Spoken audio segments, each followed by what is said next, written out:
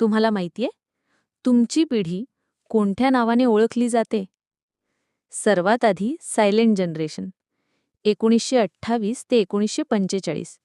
युद्ध, संघर्ष आणि कठीण परिस्थितीत वाढलेली पिढी.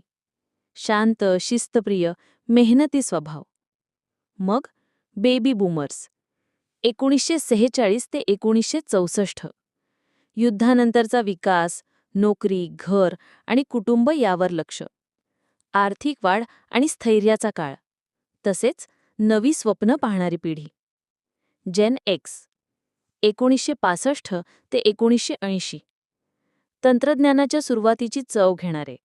टीव्ही, कॅसेट आणि पहिल्या कम्प्युटरसोबत वाढलेले.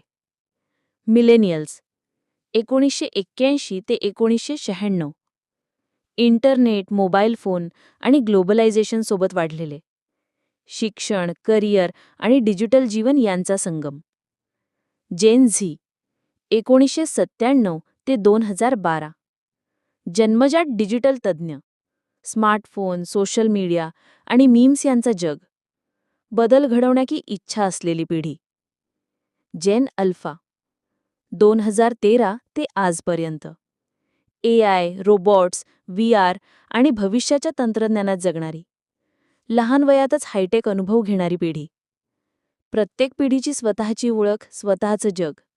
पण तुमची पिढी फक्त काळ सांगते. पण तुमचं काम तुमची ओळख घडवतं.